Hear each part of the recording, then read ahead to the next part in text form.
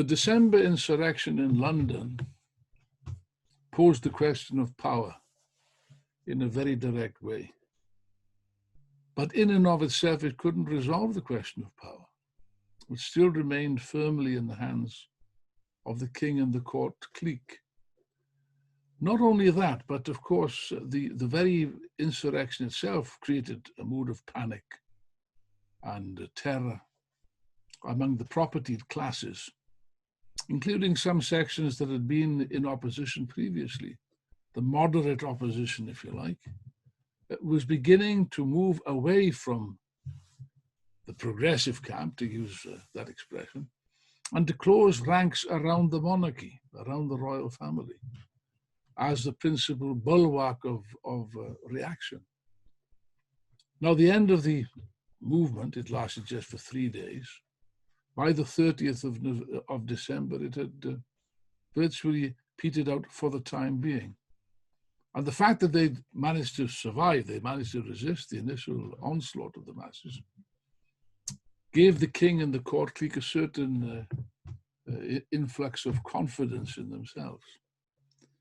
The king began to assemble around himself an armed force of volunteers. On the 30th of December, he received a powerful support when between 300 and 500 young gentlemen appeared, marched on the royal palace, offering their services to give their lives in defense of the king and queen, who were making appeals, stating that he was, this is the king's words, compelled at our great charges to entertain a guard for securing us from danger.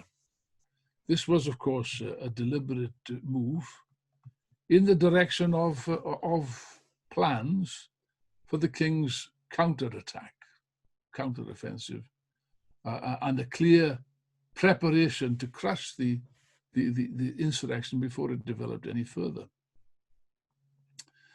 In this move to reaction, of course, he was supported by sections of the property classes, not just the nobility and the wealthier gentry, which you could expect, but also, of course, from the oligarchy of wealthier citizens, wealthy merchants in London itself, particularly the Lord Mayor and the clique around him, which rallied to his support.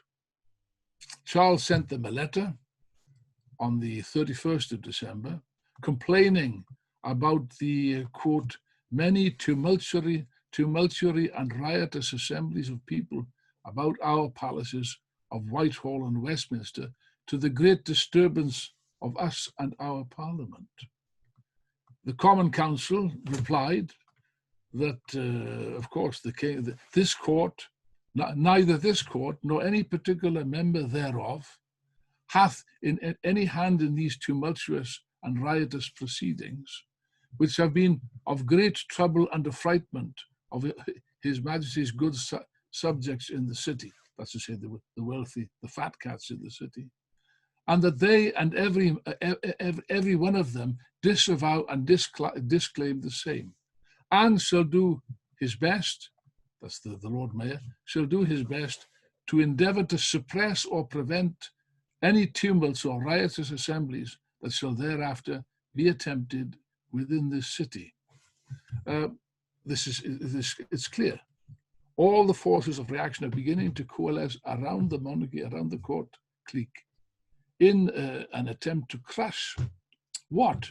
To crush what is increasingly perceived as a threat to property, to private property. This is the reaction of the property-owning classes in the form of a party of order, which increasingly demands action. Action should be taken to crush the revolution. At the center of this, of course, is the court clique itself. And here we can leave behind the tumult and the noise and the din of the streets and turn our attention to the cozy and intimate world of the court, where a group of super privileged, wealthy people, cocooned in this private little world of the court, surrounded by luxuries and trappings of regal power, These people had no idea, really speaking, of the realities of a fast-changing world outside the palace walls. They couldn't envisage the reason for why the people had gone mad as they did in December. They couldn't understand it. They had no understanding, in other words, of the depth of feeling, the depth of anger and indignation which had gripped the masses, gripped the population. And they had no conception of the power of the powerful tide which was about to engulf them all. Charles, in this environment, was now being constantly pressurized by the clique, by the Queen in particular. The Queen and the ladies of court in particular were always putting pressure into to take action, to deal with these insolent parliamentarians who were never satisfied, you see. And from Charles's point of view, we could see his point of view. He'd attempted to compromise, he'd attempted to do all kinds of things, attempted to be reasonable as he was here, you know.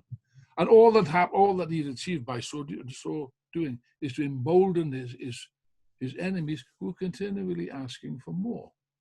And therefore the conclusion is quite clear, isn't it? The conclusion is, since these people will not listen to reason, then they must be dealt with by force. And that was the argument that was continually being raised, that if only the king would show a little bit more determination and energy in facing down his enemies, then of course the problem would be easily solved. So easy, yes, in this environment, this cozy little environment of the court, these spoiled brats of the court circle, the pampered aristocracy, and their ladies, of course, it is easily solved in words, in conversations. Strike boldly at them, they told him. This is a quote of a contemporary. Strike boldly at them, they told him. Arrest their leaders, have them tried and condemned and executed, and threaten the rest with the same fate. Then go on the offensive, and you will soon be back in the saddle, quote unquote. Of course, Charles was only too willing to listen to this talk, although being cautious by nature, being vacillating by nature, he constantly hesitated before taking the step which had to be taken. Perhaps what swayed him ultimately may have been when rumours reached his ears that Parliament was intending to impeach his wife, the Queen, for allegedly conspiring with the Irish rebels. This may have played a role. Whatever the reason, he finally made up his mind, eventually. And he decided one fine day to instruct his Attorney General to draw up a charge of treason against one member of the House of Lords and 5 members of the House of Commons. The names on the list, celebrated names, the celebrated list, were as follows. John Pym, of course. John Hampden, of course, also. Denzil Hollis, he was one of those that held down the Speaker, if you recall, a few years earlier. Sir Arthur Heselrigg, William Stroud, and Lord Malneville, member of the House of Lords, who later became the Earl of Manchester. And so the dice was cast, the fateful dice was cast. This was a moment of decision, a change in the whole situation. What Charles basically was aiming at was neither more nor less than a coup d'etat.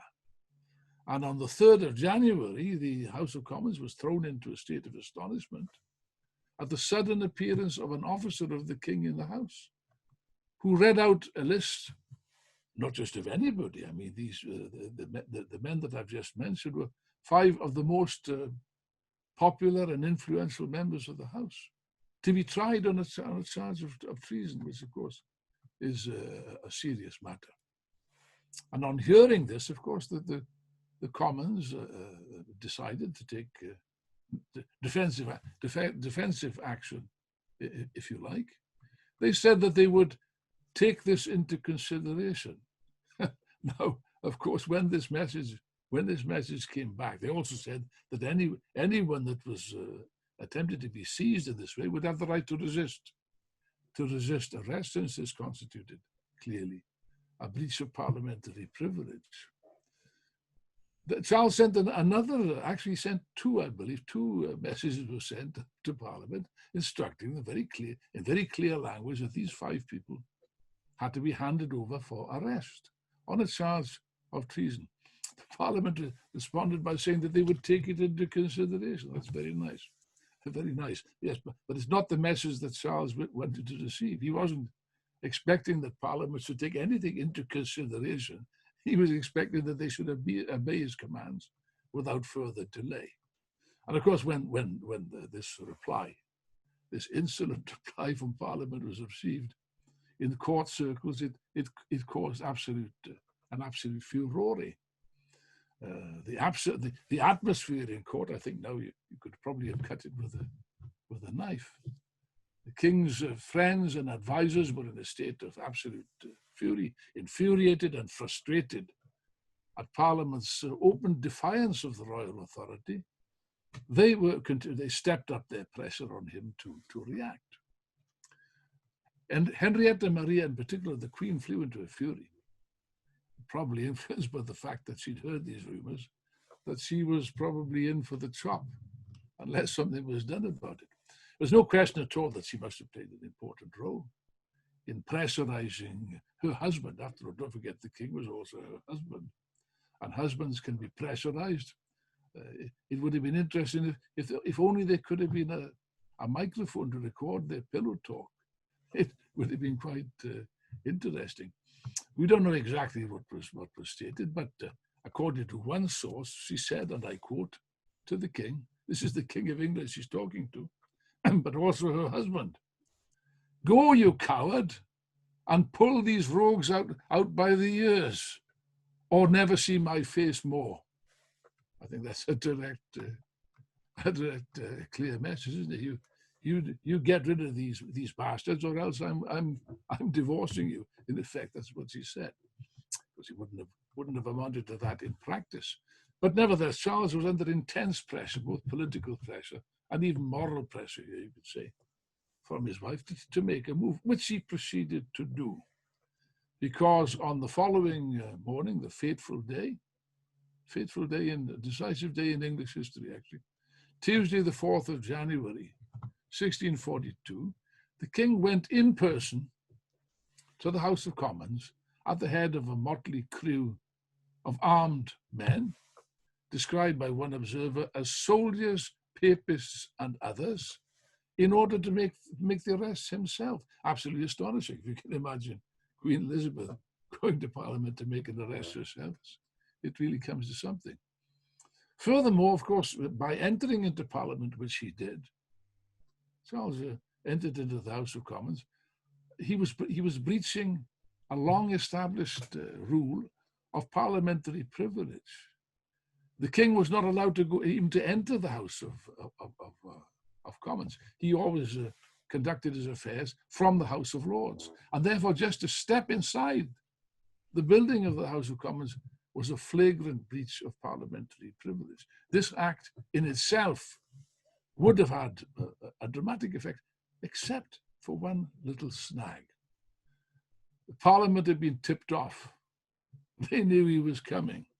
This itself, but they must tells us something about the crisis of the regime, because it seems, it's not certain, but it seems that they were probably tipped off almost certainly by a lady of the court by the name of Lucy Hay. I won't go into that, but anyway, they were tipped off by somebody, and certainly it must have been somebody close to the king, because this would have been a closely guarded secret.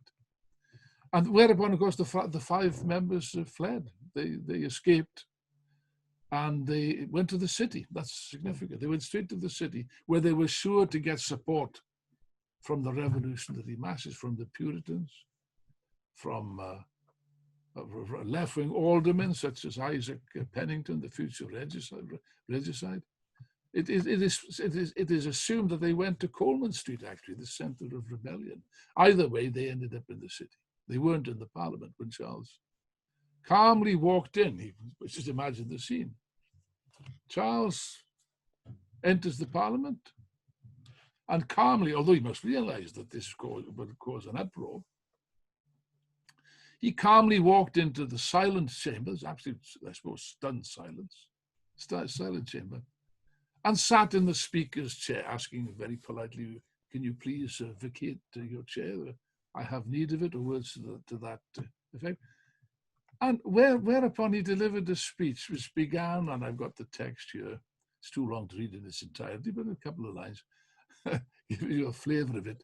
"Gentlemen," he said politely, "gentlemen, I am sorry for this occasion of coming unto you. Yesterday I sent a sergeant at arms upon a very important occasion to apprehend some that by my command were accused of high treason, whereunto I did expect obedience and not a message." I expect obedience and not a message of taking things into consideration. Looking around the hall, you can use your imagination to imagine the scene. Looking around the hall and not finding any one of the men on his list present, he uttered the famous phrase, "Well, I see the birds have flown." Yes, indeed, they had flown, which caused him an awkward situation. So he then turned to the speaker and asked the speaker, William Lentil, whether he knew if any of these present were on the list. And the speaker fell upon his knees, it's a dramatic scene, fell upon his knees in front of the king and addressed him with the famous words, "I have, sir, neither eyes to see nor tongue to speak in this place, but as the house is pleased to direct me, whose servant I am." And that's it. The birds had flown. And since they had flown, there was nothing else for him to do. A little bit of a melodramatic exit, a bit of a letdown, if you like, after the dramatic entrance into the parliament. He leaves with his hands empty. He's achieved precisely nothing. He has to leave the house with as much dignity as he could salvage from this utter humiliation. And at this point, the entire house erupts immediately into a scene of rowdy protests. In a state of great excitement, a voice is heard. Someone called out one word, "Privilege!" Privilege, and that word subsequently spread like wildfire throughout the whole population. And the King of England had to leave the House of Parliament with shouts of privilege ringing in his ears. Now, this famous scene is well known. It's been repeated for many years. It's taught in all the schools and all the textbooks. It's dramatic enough, sure it's dramatic enough, but not nearly as dramatic as what happened afterwards. And that's not generally known. The House, by the way, immediately had an emergency session and voted by 170 votes to 86. So Charles still had some support in the House. It decided to dissolve itself into a committee and to adjourn to the Guildhall. That's in the City of London. Again, the same thing. In other words, and this is the important point, at this point, the leaders of the Commons throw themselves at the mercy of the City of London. And everything now depends on one thing and one thing alone, and that's the loyalty of the citizens of London.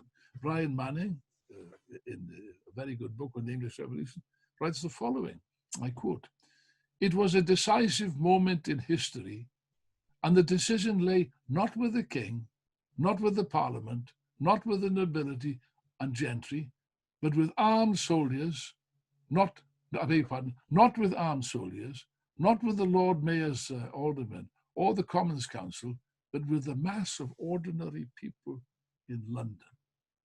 Oh, yes. And London was now in a state of open insurrection. A terrible storm had begun in the august chamber of the House of Commons, but it was now blowing through every street and every marketplace.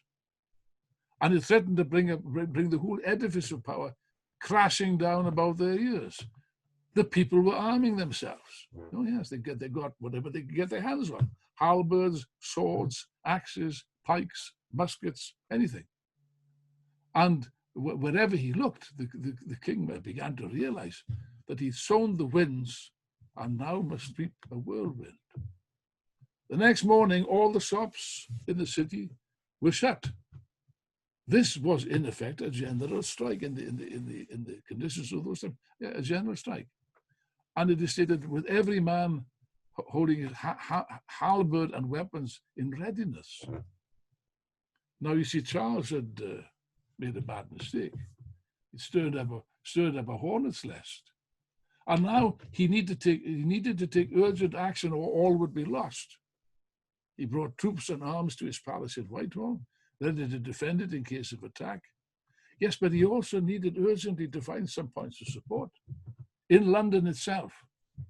And where was he to get this support? Well, obviously, logically, he expected a favorable response from the fat cats, like the people who run the city of London now, from the city elders, the respectable, decent men of property. Surely they'd be on his side and not side with the rabble in the streets.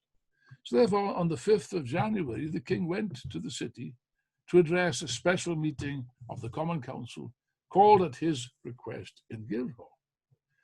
At this meeting, he explained his reasons for taking the actions that he took, for going to Parliament and so on, and asked the city not to harbour or protect the 5 accused members. In response to their protest, some of them did protest, he assured them that they should have a just trial according to the laws of the land. That didn't calm their consciences, the consciences of many of them. The meeting, in fact, was split. It showed an openly split. During the meeting, which ended in uproar, one party cried out, "God bless the king," while the other parties shouted, "Parliament, privileges of Parliament." An open split, and of course, which Charles therefore must have been horrified. But as he left, this ruling stratum was divided. But as the king went into the outer hall, which was filled with, quote, "a multitude of the ruder people," poor people, there was no such division. There was complete unanimity. And a great cry went up, "Privileges of Parliament," which became the general slogan of the day. The king left the Guildhall and went to dine with the sheriff, Sir George Garrett. And as he passed, he noticed that all the shops were shut, general strike. The people standing at their doors with swords and halberds. The entire city was in a state of insurrection, a state of uproar. And all of the shouts, there is no division here, all of the shouts were in favour of Parliament, and some even were directed against the person of the king. This is a new development. The rainy streets were full of people shouting, "Privilege of Parliament, privilege of Parliament," as the king's carriage moved along the streets. Some called out, "To your tents, O Israel." You might not understand that. It's from the Bible. It's the ancient Hebrew cry of rebellion. In other words, things, from Charles's point of view, things were not looking good. The people of England had been silenced for so many years of monarchical tyranny. Now they demanded to be heard, and Charles, whether he liked it or not, had to hear their message loud and clear. The king had achieved nothing by his coup d'état, but it provoked fury on the streets of London. And you just imagine Charles's response at the sight of a multitude of poor people, apprentices, fishwives, labourers, cobblers, the lower orders of society, rioting on the streets and even pounding on the doors of the royal carriage. Oh yes, must have horrified him and terrified him. Well, at least he had a decent dinner ready for him at Garrett's house, the sheriff's house. But even there, I quote, Garrett's house, while he sat there supping whatever he was eating, must have been quite a nice meal, I guess. But the house was beset, and the streets leading onto it thronged with people, thousands of them, flocking from all parts of the city, and the clamour still was, "Privileges of Parliament." This tumult swelled to that height that the king, in his return, was in great danger. Just imagine that.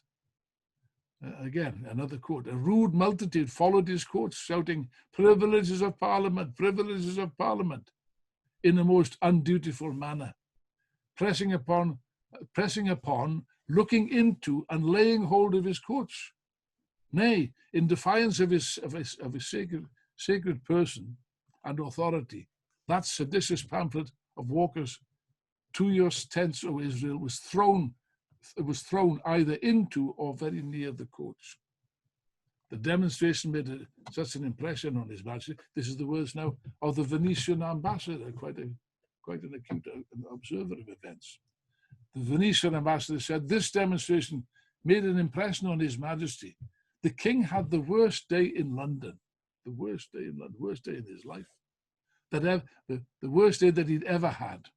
The good king was somewhat moved, in other words, he was thoroughly shaken, and I believe he was glad when he was at home. I think he was glad also. So what we have here is what? You have the situation where the conflict, which started as a fight between sections of the privileged classes, of the ruling class, to decide who controlled the state, now becomes, it spills over onto the streets. And once it grips the minds of the masses, it acquires an entirely new dynamic and a life of its own, which is difficult, if not impossible, to control. That's the point. Just look at what happened to the Lord Mayor, the top fat cat in the city. As the Lord Mayor, Alderman, and Recorder as his secretary, as the Lord Mayor, Alderman, and Recorder were returning from escorting the king to Temple, they were met with cries of "Remember the protestation," and called half-protesters. Near Ludgate, they were set upon by some rude person, my Lord Mayor being plucked off his horse, dragged off his horse, and some of the aldermen. This is interesting now. The citizens' wives, the women, poor women, the citizens' wives fell upon the Lord Mayor and pulled his chain from his neck and called him a traitor to the city and to the liberties of it, and had like to have torn him and the Recorder to pieces. Escaping, they and some of the aldermen were forced to make their ways home on foot. They didn't have a horse to ride on anymore. Abuse being shouted at them all the way. Now, I could give many more examples. I think I've said sufficient for you to understand. This is an all-out revolutionary insurrection. London is now out of the control of the authorities, out of the control of the king, out of the control of the Lord Mayor, of the Common Council, of anybody. The masses are in control. I think Charles by now must have been having second thoughts, but frankly, it was a little bit late in the day. The damage has been done and couldn't be undone by words. On the streets, there was increased excitement. Events were taking place at an alarming rate, and they were taking a turn for the worse. All of Charles's plans now lay in ruins. Just look at the turnabout. You know, not long before the events I'm describing, not just a few weeks before, a few days before even, the king had possessed a sizable party. Even in the lower house, you see, even now he had votes a reasonable amount of votes in the lower house, as you can see from the votes that I've mentioned, and a great majority which he always possessed in the House of Peers, the House of Lords. Even after the bishops were removed, that still remained the case. But, and this is what Clarendon has got to say, very important. What changed? But, says Clarendon, by the present fury of the people, that's the point, by the present fury of the people, as by an inundation, were all these obstacles swept away, and every rampart of royal authority laid level with the ground. Laid level with the ground. Charles by now was thoroughly shaken. I think he must have lost all hope, all authority had gone. He's shaken by his experience. And filled, of course, now he was terrified. He's filled with fear for his own safety, and particularly the fear for his wife, who he was afraid that she was about to be impeached or accused as a Catholic, and quite possibly would end up the same way as Thomas Wentworth. Well, he didn't want that to occur. In other words, Charles had now run out of options. All the power that he had held in his hands, not long ago, how quickly it collapses once it's faced with the might of the people, the popular movement, decides to flee. He no longer feels safe in London. He no longer feels safe. For him or his family, they don't feel safe. And therefore he fled to the relative safety of Hampton Court. which is for those of you who don't know, some miles away on the River Thames. He went upriver, and of course, the whole scene would have been quite unpleasant. The masses were triumphant.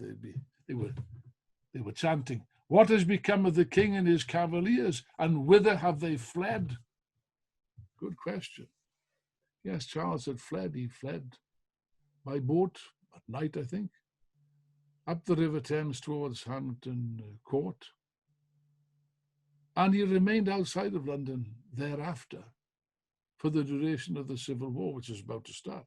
This is the start of the Civil War. When the king moves from London, that's the start of it. There is no other solution possible other than the solution of taking to arms, one side or another. The next time that Charles returned to his capital, it would be as a prisoner, awaiting trial and execution.